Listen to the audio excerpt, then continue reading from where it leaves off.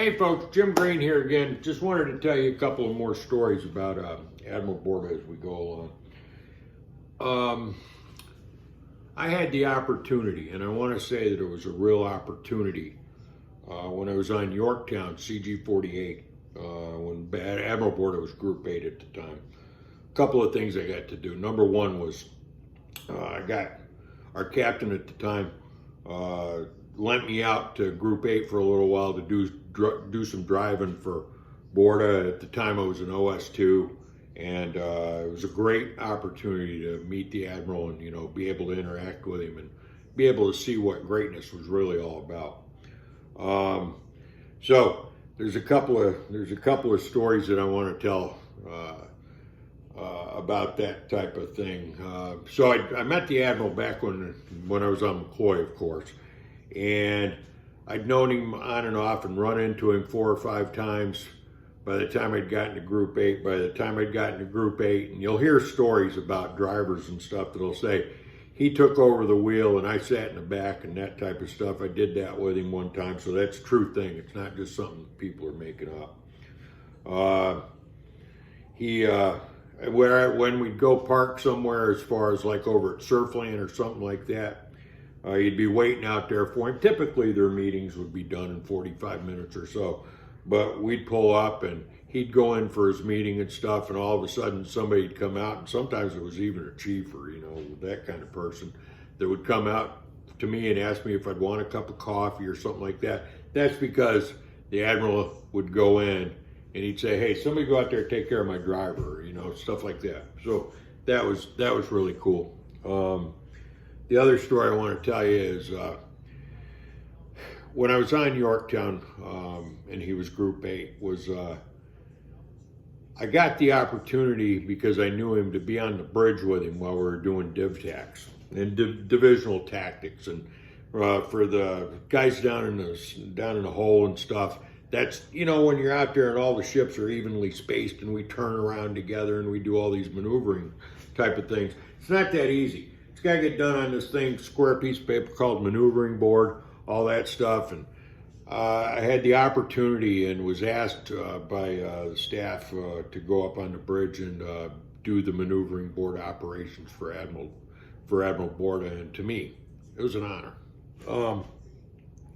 He knew more about driving ships and stuff. One of the harder things to do on a maneuvering board is a search turn and have it turn out properly. So he showed me how to do it just by, you know, checking it out as far as lining things up with your eye and be able to turn at the right time and not even worry about it as far as mow boards and stuff like that goes. So he was a master of his trade as far as that goes.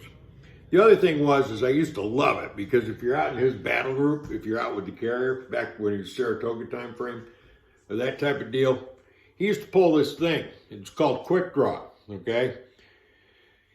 On the ships, when Boorda was out there, there's a good chance the gun mount might be manned up and ready to go. Power might be applied to it and stuff like this, because he would walk up on the bridge, on the carrier, up in Flag Plot. He'd go up there, he'd check it out to make sure that the area was clear, everything was safe, have somebody, you know, check out the radar to make sure that the range was safe to shoot in a certain area. And he'd pick out a boat. He'd pick out one of the ships, like the Mooseburger, for instance. And he'd pick up Fleet Tech 277.8, and he'd go, all units in X-Ray 3 Bravo, this is X-Ray 3 Bravo actual. Quick draw, starboard side, Desik Juliet 3 Echo, which would be the Mooseburger. And they'd have, at that point, he wanted those shots to be down to 2 minutes or less. And I'm going to tell you something. If they didn't get those rounds out that barrel within 2 minutes, there was another call that was done either on 2nd Fleet Secure, or if you were over in the Med on 6th Fleet Privacy, that probably the captain didn't really want to hear. So once again, demanding excellence. Now, my story that I was getting to, but I just keep rolling on because I have so many great memories with this guy. So I'd been at the Naval Academy. I got orders there from Yorktown to ProDev. Taught up there as far as ship handling, that type of stuff goes. Driving the YPs around, all those things. And I got orders to Arleigh Burke. I was on pre-com Arleigh Burke. Now, if you were in the Navy back in the 90s, Arleigh Burke, you know, we got this really, really cool ship that's the first of the class. And first of the class is a hard ship to do to begin with. So we get ready to deploy on our maiden deployment, March 1993 it was.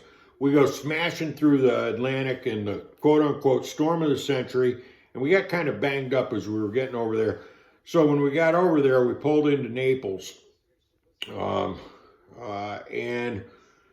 the Admiral came out to see the ship. Wanted to make sure we were doing okay. We ended up having to pull into yards because we did some structural damage to the hull as we were going across it. We were in the Theodore Roosevelt battle group, but it was just too rough. It was just way, way too rough for us to be out there for the speeds that we were going. We did some structural damage to Arleigh Burke. So he came onto the ship, and I think at that time he was Sinkus Navier or something like that. And it's right at the same time that me and a couple of my buddies are getting ready to go off of the ship and go on Liberty. And the only thing that we're really trying to do, you've seen us, you know, we're the guys that are sitting there on the sides. I was OS1 at the time.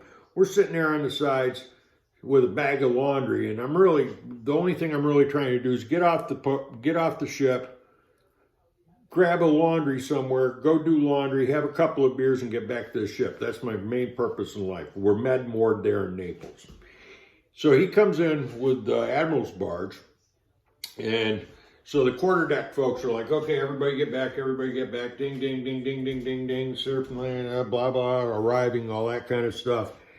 And he comes up on board, so I purposely line myself up so that I can get eye contact with him when he comes on. I wanted to say hi to him. It's really all I wanted to do. And so he gets on, and our captain was there, and they meet and stuff. And as he's, you know him, he's going to be looking around as he's coming across that flight deck and stuff, because he came right up on a Jacob's ladder on the stern. And so he's looking around, and I got eye contact with him, and he looked the second time, and he knew who I was. So he came over, and he starts talking to me, and he goes, so, hey, what are you planning on doing? And I'm just sort of like, yeah, Admiral, just trying to get off the ship, go do some laundry, me and my friends here. And he said, well, tell you what, I'm really only going to be here about 20 minutes, 20, 25 minutes, something like that. And he turns around to this lieutenant that was running with him, along with the commander and this other guy. And he says, hey, tell the chief we're going to take these guys with us when we go back. Okay, no big deal. So we're going to ride on an Admiral's barge. Never had it happen before, and I've never had it happen since. But what he did was, when he got ready to depart, we left with him, got into the barge, went out into the Bay of Naples, had some beers with the Admiral. He was so nice to us. And it's just sort of like, hey, anybody want to drive this thing? And, you know, you'd get up there and drive the barge a little bit, which was like really, really neat. We pulled in up to Fleet Landing. They had a separate van that was waiting and ready for us to take us over to, I think it was Ave South at the time. Got our laundry done. They waited for us there. They got us back over to Fleet Landing when we were done. Couldn't ask for more. But that's the kind of guy that we're talking about here. That was Admiral Boorda. That's the one that I remember. Have a great day, everybody. Beat Army.